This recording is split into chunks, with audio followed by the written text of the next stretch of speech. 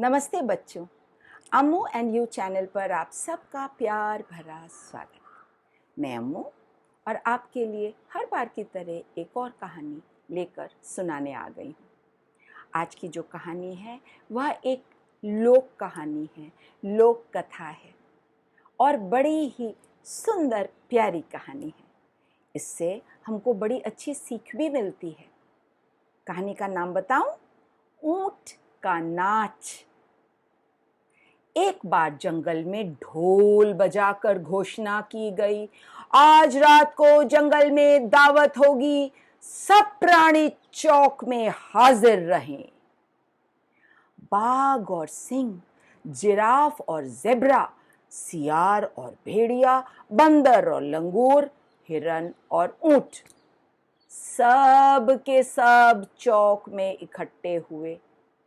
भालू भी आ गया, लोमड़ी भी आ गई।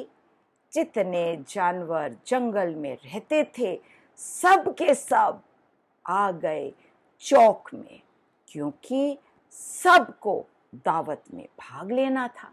सभी बड़े खुश थे। रोज रोज कहीं दावत होती है।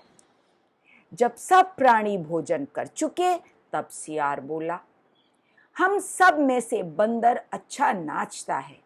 यदि कोई बंदर नृत्य करे तो आज की महफिल में 4 चांद लग जाए।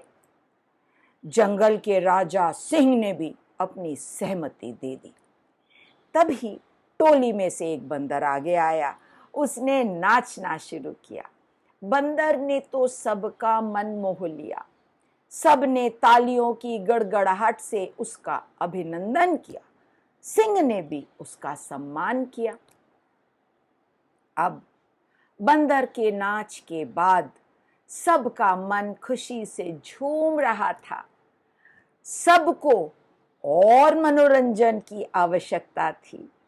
और भी ज्यादा तलब लगी, हमें और नाच चाहिए, हमें और नृत्य देखना है। हमको क्या और नृत्य मिलेगा? सब ने एक एक करके कहा। तभी एक ऊंट आगे आया। उसने सिंह से कहा, महाराज, ऐसा नहीं कि केवल बंदर ही नृत्य कर सकता है। सियार भैया ने तो मेरा नाच देखा ही नहीं। यदि देखा होता तो वे सबसे पहले मुझे ही नाचने का मौका देते। आपकी आज्ञा हो तो मैं भी नाचूं। सभी प्राणी मन ही मन हंसने लगे। सिंह मुस्कुराए और बोला, ठीक है, तुम भी अपना नाच दिखाओ आज और सबको खुश कर दो। आज दावत का दिन है, हम सबकी इच्छा पूरी करेंगे। ऊंट के तो सभी अंग टेढ़े मेढ़े होते हैं। उसका होंठ ढीला ढाला होता है और पूंछ एकदम छोटी होती है। फिर भी वह मुस्कुराता हुआ आगे आया। उसको देखते ही सब जानवर हंस पड़े। फिर उसका नाच शुरू हुआ। एक पैर इधर पड़ता तो दूसरा उधर। उसकी गर्दन इतनी लंबी थी कि जब वह उसे हिलाता तब देखने लायक होती। सभी हंसते हंसते लोटपोट हो गए। सिंह ने उसे नृत्य बंद करने के लिए कहा, पर ऊंट कहाँ मानने वाला था। वह मस्ती में था, अपनी ही धुन में वो झूमता चला जा रहा था। उसे बड़ी मुश्किल से अपना कर्तव्य दिखाने का अवसर जो मिला था। सिंह को तो भाई अब गुस्सा आ गया। उसने दहाड़ते हुए कहा, बस बहुत हो गया, अब तुम अपनी भद्दी उछल कूद बंद करो। तुम्हारी यह उछल कूद देखकर हम सबको इतनी शर्म आ रही है। ऊंट तो भाई अब झेप गया, लेकिन उसको यह नहीं मालूम हो सका कि उसका नाच देखकर सब हंस क्यों रहे थे और सिंह को गुस्सा क्यों आ गया। उसने तो इतनी मस्ती से नाचा, झूम कर नाचा, फिर गुस्से वाली कौन सी बात हो गई, उसको तो समझ ही नहीं आया।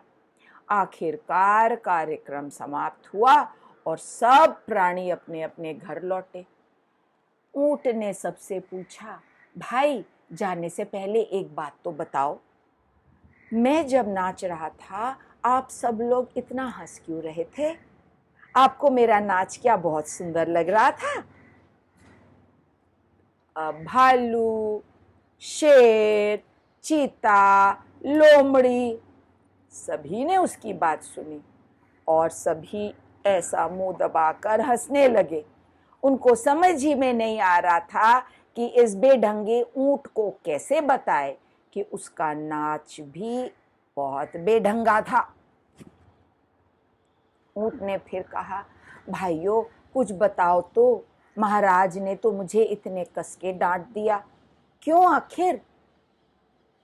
तब चालाक लोमड़ी आई और उसने कहा, ऊंट भाई आपने नाचा तो बहुत अच्छा, हम सबको बहुत अच्छा लगा और आपकी खुशी देखकर हमारा मन भी खुशी से भर गया, लेकिन समय समाप्त हो गया था, रात बहुत हो गई थी, इसीलिए शायद महाराज ने कार्यक्रम बंद कर दिया।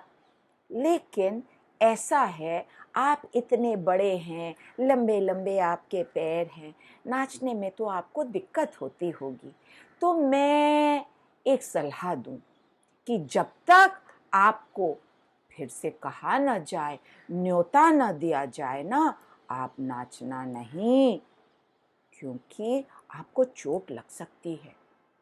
ऐसा कहकर लोमड़ी मुंह ढककर हंसती हुई चली गई।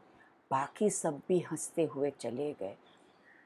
ऊंट की मोटी बुद्धि में फिर भी यह बात नहीं आई कि उसको जब नाचना आता ही नहीं, तब सबके सामने नाचकर हास्य का पात्र बनना बेवकूफ़ी ही है।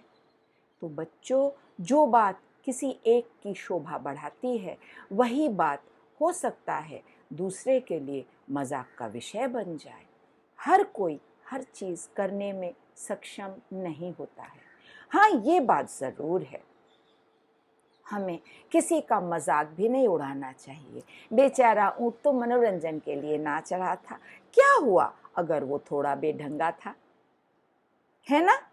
कहानी अच्छी लगी बच्चों तो लाइक शेयर सब्सक्राइब करिए। कैसी लगी कहानी मुझे लिखकर बताइए। और आप अपने मित्रों पर, दोस्तों पर कभी मत हंसिएगा, चाहे वो कोई काम बहुत अच्छा करे या थोड़ा कम अच्छा करे, है ना? हम भी तो सब कुछ नहीं सबसे अच्छा कर सकते हैं, तो अगर कोई हम पर हंसता है तो हमें तो नहीं अच्छा लगेगा। दूसरों पर हंसना अच्छी बात नहीं, लेकिन जिस चीज़ में हम अच्छे हैं उसको बहुत शान से दूसरों के सामने पेश करना चाहिए। सब चीज़ों में आगे बढ़ने की ज़रूरत नहीं। मेरी कहानी सुनने के लिए बच्चों बहुत धन्यवाद। मैं जल्दी ही फिर से एक कहानी लेकर आपके पास आ जाऊंगी। तब तक के लिए अच्छे बने रहिए और मेरा इंतज़ार करिए।